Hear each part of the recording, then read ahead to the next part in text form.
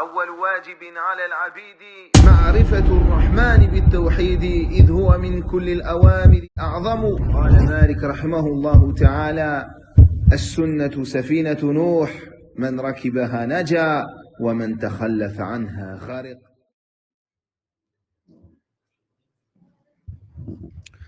Bismillah, alhamdulillah, wa salatu wa salam ala rasoulillah. Nous remercions le Cheikh Jazakallahu khaira pour cette parole. Il revenait de voyage, du coup il était occupé. Jazakallahu. Et malgré tout, alhamdulillah, il a donné de son temps, comme vous avez pu le voir. Et on demande à Allah tabaraka wa ta'ala an yaji'ahu khayra al-jaza wa atyabahu wa awfa. Et nous continuons donc bi'idhnillahi ta'ala dans ce livre grandiose de l'imam al-Muzani. Et nous avons répondu donc à une question qui est en rapport avec, on a vu le destin. Et donc là nous rentrons dans les actes des gens du paradis et de l'enfer. Je sais que ça va, vous voulez qu'on arrête, vous êtes fatigué, c'est bon? Ouais. Puis, pour le paradis, il a créé des gens parmi ses descendants. Ainsi, par la volonté d'Allah, ils font les actions de ceux qui méritent le paradis. Et par sa puissance et sa volonté, ils œuvrent. Et pour l'enfer, il a créé des gens parmi ses descendants. Il leur a créé des yeux, mais ils ne voient pas. Et des oreilles, mais ils n'entendent pas. Et des cœurs, mais ils ne comprennent pas. C'est pour cela que du chemin droit, ils se sont écartés. Et suivant sa prédestination et sa connaissance parfaite de toutes choses, ils font des actions de ceux qui méritent l'enfer. L'auteur a dit, de sa connaissance qui précède. Pour ça, ils ont dit préscience ici. L'auteur, comme nous dit le cheikh ici, Zayd, rahmahullah ta'ala, a dit le paradis et l'enfer, c'est-à-dire que les gens de la sunna du consensus, les pieux prédécesseurs et ceux qui les suivent, croient en l'existence du paradis et de l'enfer.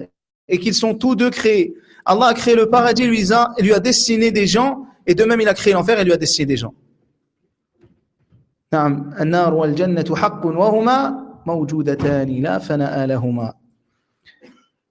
La plume a écrit tout cela auparavant dans la tablette préservée. Donc les noms des gens du paradis, de leur tribu ainsi que de leurs parents y figurent, sans aucun ajout ou diminution. De même les noms des gens de l'enfer, de leur tribu ainsi que leurs parents, sans aucun ajout ou diminution. Tout cela est ce que la plume a auparavant écrit et que le décret a déjà prononcé. Alors l'auteur a dit ici, puis pour le paradis, il a créé des gens parmi ses descendants.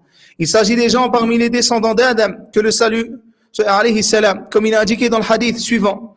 Allah exalté soit-il créa Adam, puis il caressa sur son dos avec sa main droite. Il en fit sortir une progéniture et dit, j'ai créé ceci pour le paradis. Et ils feront les actions de ceux qui méritent le paradis. Puis il caressa encore une fois sur son dos et il en fit sortir une progéniture et dit, j'ai créé ceci pour l'enfer. Et ils feront les actions des gens qui méritent l'enfer. Les gens du paradis meurent sur une action de ceux qui méritent le paradis. Et en revanche, les gens de l'enfer meurent sur une action de ceux qui méritent l'enfer. Tout cela est régi par la prédestination qu'Allah Azza wa Jal a auparavant connue, avant qu'il ne crée les cieux et la terre d'une durée de 50 000 ans. Comme Allah fit sortir du dos d'Adam une progéniture pour le paradis, il fait sortir de son dos une progéniture pour l'enfer, et ils feront les actions de ceux qui méritent l'enfer. Comme Allah tabaraka wa ta'ala a dit, lahum qulubun la yafqahuna biha, wa lahum a'yunun la yubsiruna biha, wa lahum adhanun la yasma'una biha, ulaika kal an'ami bal hum adall, ulaika humul ghafilun. Ils ont des cœurs mais ne comprennent pas. Ils ont des yeux mais ne voient pas. Ils ont des oreilles mais n'entendent pas. Ceux-là sont comme des bestiaux, même plus égarés encore. Tels sont les insouciants. Alors l'auteur les a décrits de la façon qu'Allah les a décrits dans le Coran lorsqu'il a dit, il leur a créé des yeux mais ils ne voient pas, des oreilles mais ils n'entendent pas, et des cœurs mais ils ne comprennent pas. C'est pour cela que du chemin droit avec lequel est venu le prophète sallallahu alayhi wa sallam, ils se sont écartés. Donc ils ne voient, ni ne comprennent, ni ne mettent en application. En suivant sa science qui a précédé toute chose, ils font les actions de ceux qui méritent l'enfer. C'est-à-dire que la plume a déjà écrit qu'ils sont parmi les gens de l'enfer et feront les actions de ceux qui méritent l'enfer. Cela est la croyance des gens de la sunna et du groupe, par opposition aux sectes déviantes, tels que les partisans du libre arbitre al-Qadariyah, qu'on a vu tout à l'heure, qui ont renié la prédestination d'Allah, Azza wa Jal, assigné à toutes choses, qu'elles soient bonnes ou mauvaises, et aux Jabriyah, qui ont exagéré en ce qui concerne l'attribution des actions à Allah. En effet, ils ont attribué toutes choses à Allah, exalté soit-il, et ont levé tout blâme de celui qui désobéit, sous prétexte qu'il est contraint de faire les désobéissances comme ils ont prétendu. Et donc, on les punit pour celle-ci. Mais Allah a guidé les gens de la sunna et du consensus, puisqu'ils croient en la prédestination, bonne ou mauvaise, et que celle-ci est de la part d'Allah, exalté soit-il, et que les créatures ne peuvent jamais se défaire de ce qui leur a été prédestiné. L'obéissant obéit donc à Allah d'abord par la grâce d'Allah et par sa miséricorde, puis ensuite par son acquisition et ses actes. Et le désobéissant désobéit à Allah d'abord par la justice d'Allah et par sa sagesse, puis avec son acquisition. La rétribution se fait sur cette base. Sur cette base, l'obéissant sera récompensé, les désobéissants sera châtié, suivant ce qu'Allah veut et choisit, comme cela est clairement indiqué dans les textes du Coran et de la Sunna. Ici ainsi, barakallahu fikum, on voit que toute chose est dans le décret d'Allah Azza wa Jal, et que rien ne sort de ce décret, et qu'il a créé des gens qui vont aller en enfer et des gens qui sont promis au paradis, et qu'en faisant ça, Allah tabaraka wa ta'ala leur a aussi laissé libre arbitre. Et ceux qui ont fait les actes du mal, le fait qu'Allah Azza wa Jal, bi'ilmihi sabiq, kana ya'lamu kulla shay, par sa science qui a précédé toute chose, savait toute chose, avait la connaissance de toute chose, cela ne veut pas dire que les gens n'ont pas choisi de faire le mal lorsqu'ils l'ont fait. Et on a traité cela tout à l'heure. Et comme on voit, barakallahu fikum, ici, que les Qadariya et les Jabriya, ici il y a des groupes égarés, Al-Qadariya ou Al-Jabriya, et quels que soient les sectes et les groupes, vous verrez les gens de la Sunna qui sont toujours sur le juste milieu, toujours dans toutes les questions.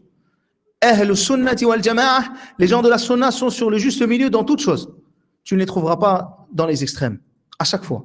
Sur toutes les questions d'Aqida, sur toutes les questions, sur toutes les avis, ils sont sur un juste milieu. Et tu vois aussi que si Allah Azza wa Jal hadahu, il a guidé une personne, par sa grâce et sa miséricorde. Ainsi, il y a des gens qui sont guidés, ne serait-ce qu'avec très peu de choses. Allah Azza wa Jal les a guidés, même avec une petite chose qui leur a montré la vérité, ils ont suivi cette vérité. Et d'autres personnes, tu viens avec des preuves et des preuves et des preuves. Allah les a égarés. Par sa sagesse et sa miséricorde. Allah ne guide pas les gens injustes et Allah guide qui il veut. Ainsi, subhanallah, ces gens-là qui ont choisi de faire ce mal l'ont fait, malgré qu'Allah Azza wa Jal n'ait pas aimé ce qu'ils ont fait. Et ils l'ont choisi. Ils ont choisi de faire ce mal. Et quoi que tu fasses, sache que tu ne pourras jamais échapper à la prédestination d'Allah tabaraka wa ta'ala. Et qu'en réalité, tu ne fais que te déplacer du destin d'Allah vers le destin d'Allah tabaraka wa ta'ala. Et qu'en aucun cas, tu peux sortir de ce destin, quoi que tu fasses. Et on a vu tout à l'heure que la prédestination, elle est de différentes catégories. Même si là, le cheikh n'en parle pas, je pensais qu'il en parlait ici, mais de différentes catégories. التقدير الأزلي, la prédestination qui a prédestiné toute chose qu'on a dit qui est conforme, qui est écrit dans l'Awh al-Mahfouz et qui est dans les tablettes, dans la tablette préservée comme je vous ai dit. Et la prédestination qui va être taqdir al-umuri, la prédestination qui va être la prédestination de ta vie. Lorsqu'Allah Azza wa Jal t'a créé et que tu étais dans le ventre de ta mère, alors, subhanallah, l'ange est venu et il a écrit. Et tout ce qu'il a écrit est en conformité avec ce qu'il y a dans l'Awh al-Mahfouz. Ensuite, at-taqdir al-sanawi, la prédestination qui est la prédestination annuelle. Cette prédestination-là, ce que la personne, ce qui va se passer fi laylatil qadr, lors de la nuit du destin, Sahaba multiplient les invocations, demandaient à Allah Azza wa Jal de leur faciliter, de leur donner, et Allah Azza wa Jal leur octroie. Et ce qu'il se passe ici ne sort pas du destin d'Allah tabaraka wa ta'ala. Wa taqdiru al-yawmi, le taqdir qui va être chaque jour, kullu yawmin wa huwa fi sha'n. Et donc chaque jour il est dans une affaire. Et chaque jour, Allah tabaraka wa ta'ala te prédestine. Mais tout cela, cette prédestination, elle est conforme à ce qu'il y a fait l'Awh al-Mahfouz. Ainsi, la personne, lorsqu'elle invoque Allah, parce qu'elle demande à Allah Azza wa Jal, cela ne fait que, par exemple, la préserver d'un mal. Et Allah avait écrit, par exemple, que par cette invocation, alors il allait être préservé de ce mal en invoquant Allah tabaraka wa ta'ala. Allah Azza wa Jal allait le préserver, par exemple, de ce mal, ou allait lui accorder ce bien. Et tout ceci est en accord avec l'Awh al-Mahfouz. Ensuite, l'iman. Qu'est-ce que la foi? La foi, c'est quoi la foi? Fadal.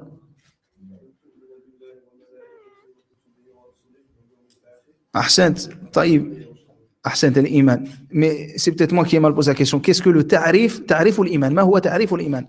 Le ta'rif de la foi. On en prend un, toi, c'est bon, dans tous les cas, tu avais répondu. Fadal. Qui a dit? Tu voulais répondre? Hein? Là. Fadal. Quelque chose qui est dans le cadre du serviteur. Le frère, le frère, il a dit quelque chose qui, machallah, frère, il n'a pas peur, Allah m'a répondre, c'est bien. Quelque chose qui est dans le cœur du serviteur, répète, qui peut augmenter jusqu'aux cieux, la taille des cieux, taille qui augmente et qui descend, c'est ça?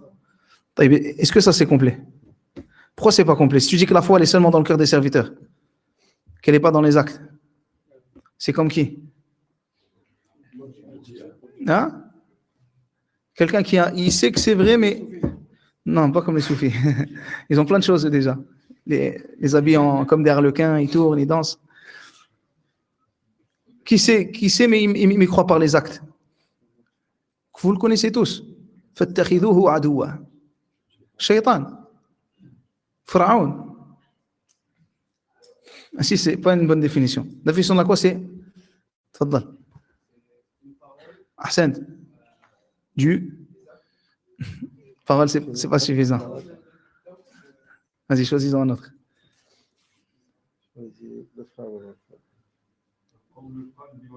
Ahsan, قول القلب واللسان, parole du cœur et de la langue. Naam. Ahsant. Lillahi darruk. C'est une parole du cœur et une parole qui va être sur la langue. Et cette fois, elle va être quoi? Dans les actes. Elle augmente par l'obéissance à Allah et elle diminue par la désobéissance. Cette fois-là, il faut qu'elle soit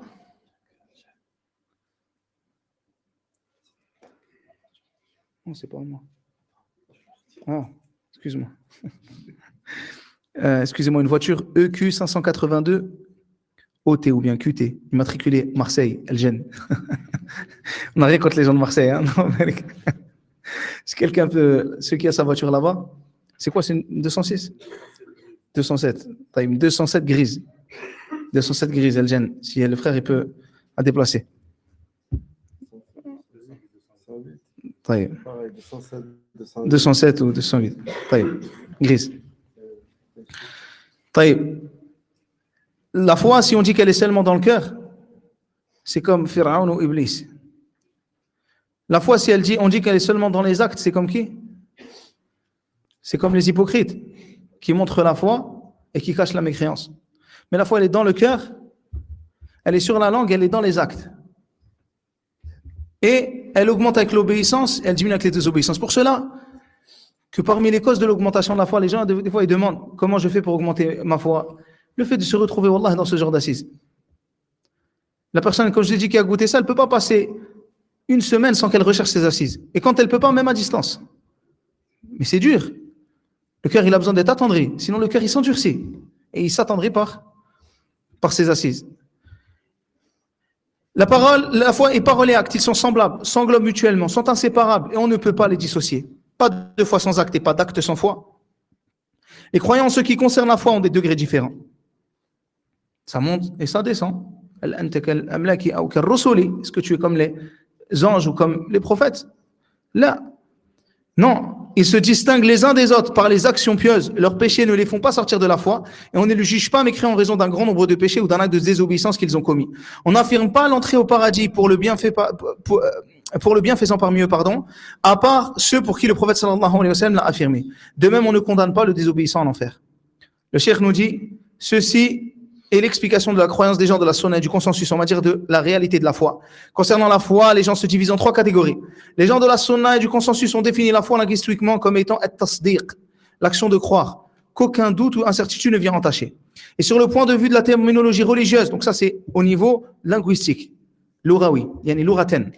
Et sur le point de vue de la terminologie, l'istilah, la foi est une parole, un acte et une croyance. Une parole avec la langue, c'est-à-dire la prononciation des deux attestations de foi. Et tout ce qui les suit de bonnes paroles. Une croyance par le cœur, de sorte que ce que l'homme dit par sa langue, il le croit par son cœur. Et un acte avec les membres, tels que les actes religieux légiférés que les gens accomplissent avec leurs membres, comme la salat, la prière, le jeûne, le hajj, le pèlerinage, la umrah, la recherche de la science, le fait de recommander le bien et d'interdire le blâmable. Et bien d'autres innombrables œuvres pieuses. La foi augmente avec l'accomplissement des actes d'obéissance et diminue avec l'accomplissement des péchés. Il est donc indispensable que toutes ces conditions soient réunies et s'accordent dans la réalité de la foi. Ainsi, subhanallah, la foi que tu as dans ton cœur se répercute sur tes membres. Il y a des gens, ils te disent, subhanallah, non, moi, mashallah, je suis bien, je vole pas, je tue pas, j'insulte pas, je fais pas de mal, juste, je prie pas. Alhamdulillah, il pense qu'il est le meilleur. Subhanallah. Ta foi, obligatoirement, elle est présente sur tes actes. Tu peux pas juste avoir ta foi dans ton cœur comme ça. Tu dis que tu es musulman et tu n'as aucun acte des gens de l'islam. Kayfa hada? La foi, c'est comme, ou plutôt le cœur, c'est comme une marmite. Tu lui mets des choses, si c'est bon, alors le goût sera bon, ce qui va sortir sera bon de ce cœur. Et la finalité sera bonne. Mais si cette chose-là est au contraire pourrie, pétride et putride, au final, subhanallah, il n'en sort que de la pourriture. Et sa parole, ils sont semblables, s'englobent mutuellement, sont inséparables et on ne peut pas les dissocier. C'est-à-dire qu'on ne peut pas séparer la croyance de l'acte, pas de foi sans acte. On ne peut pas séparer sa foi au vu de son sens susmentionné de l'acte, qui est en vérité l'islam. Pas de foi sans acte signifie pas de foi sans islam. Et pas d'acte sans foi signifie pas d'islam sans foi. Il faut donc que l'islam et la foi soient réunis. Ceci est impératif, c'est-à-dire les actes des membres et la croyance par le cœur. Quant aux gens de l'égarement et de l'innovation, ils ont donné des définitions fausses à la foi. La secte des Murji'a, parmi les Jahmiya, on dit que la foi, ou plutôt la secte des Jahmiya, on dit que la foi est la connaissance par le cœur. Le fait que le cœur et cette connaissance-là, la connaissance du cœur. D'après cette définition, celui qui connaît son Seigneur, même s'il n'accomplit aucune des œuvres de la religion, fait partie des gens de la foi, dont la foi est parfaite. La conséquence de cela est que même Iblis entre dans cette définition. La secte des Murji'a parmi, ici ils disent donc les Karamites, on dit que la foi est la parole, c'est-à-dire la simple prononciation avec la langue. Cela est un égarement évident, comme celui des Murji'a, des Jahmiya. Quant aux Ash'a'ira, ils ont défini la foi comme étant une parole et une croyance, en retranchant l'acte de celle-ci. Ils ont donc supprimé l'acte de la dénomination de la foi. Ceci s'oppose ouvertement aux gens de la sunna et du consensus. Mais Allah a guidé les gens de la sunna et du consensus de sorte qu'ils l'ont défini en disant la foi est une parole par la langue, une croyance par le cœur et un acte avec les membres. Elle augmente avec l'accomplissement des actes d'obéissance et diminue avec l'accomplissement des péchés. Cette définition est celle qui correspond au texte du livre de la sunna et la louange appartient à Allah. Puis l'auteur a démontré que les croyants se distinguent suivant leurs actions en disant les croyants en ce qui concerne la foi ont des degrés différents. La croyance de celui-ci est complète, tandis que la croyance de celui-là est incomplète. Car concernant la foi, les croyants ont des degrés des rangs divers. Il est authentiquement rapporté que les croyants partageront les places dans le paradis conformément à leurs bonnes œuvres, à leurs bonnes actions. Ils entreront au paradis uniquement par la grâce d'Allah seul, car tes actes ne suffisent pas pour le paradis. Et par sa miséricorde, et partageront ses palais suivant leurs bonnes actions. Les degrés de leur foi varient par conséquent, leur rang dans le paradis varie. Et concernant les bonnes actions, ils se distinguent les uns des autres. C'est pourquoi l'auteur a dit, ils se distinguent les uns des autres par les pieuses actions. C'est-à-dire les uns se distinguent par rapport aux autres par l'accomplissement des actions pieuses, comme la salat, la zakat, le jeûne et les autres œuvres pieuses. Cela est la croyance des gens de la sunna et du consensus. Il fait aussi part de leur croyance que les péchés ne font sortir personne de la foi. Ces péchés qui ne font sortir personne ni de la foi ni de l'islam sont les actes de désobéissance autres, le shirk al-akbar, la grande mécréance, la grande hypocrisie et l'athéisme qui font sortir de la religion. Comme on a vu, il y a des actes qui font sortir de la religion et des actes qui ne font pas sortir de la religion. Il y a des actes qui annulent la foi. Ça annule la foi. On ne les juge pas mécréants en raison d'un grand péché ou d'un acte de désobéissance qu'ils ont commis. C'est-à-dire que les gens de la sunna ne jugent mécréant ni celui qui commet un grand péché comme la fornication, le vol, la consommation de vin, le meurtre et autres, ni celui qui commet un acte de désobéissance quel qu'il soit, contrairement à la croyance des Khawarij et des Mu'tazila.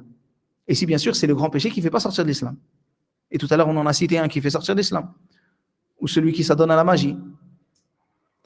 Aussi cela fait sortir de l'islam. Celui qui insulte Allah et son messager, etc. Les Mu'tazila disent que celui qui commet un grand péché est dans un degré intermédiaire entre les deux degrés. C'est-à-dire il n'est ni musulman ni associateur mécréant tant qu'il est encore vivant, et s'il meurt sans se repentir, il sera mécréant et châtié dans l'enfer pour l'éternité. Quant aux Khawarij, ils jugent mécréant d'une mécréance évidente celui qui commet un grand péché et disent qu'il sera châtié éternellement dans l'enfer dans l'au-delà. Wal Khawarij, eux, ils jugent que ce sont des mécréants du fait du péché qu'ils font, qui ne fait pas pourtant sortir de l'islam. Naam, le meurtre peut t'emmener en enfer. C'est un péché qui emmène en enfer, subhanallah, qu'Allah nous préserve de commettre ce péché. Le fait de faire du mal à quelqu'un, le fait de voler, l'ensemble des péchés peuvent t'emmener en enfer. Et les Khawarij, eux, jugent mécréant d'une mécréance évidente celui qui commet un grand péché. Ainsi, ils vont juger le fornicateur, par exemple, comme un mécréant. Et disent qu'il sera châtié éternellement dans l'enfer, dans l'au-delà. Alors que non. Sur ça, regardez, les gens de la sunna ne sont ni des laxistes, ni des extrémistes comme le khawarij.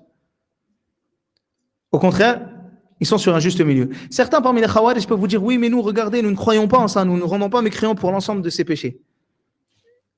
Nous ne rendons pas mécréants du fait des grands péchés. Donc, nous ne sommes pas les khawarij. Nous leur disons si, parce que vous avez juste perdu un des attributs des khawarij.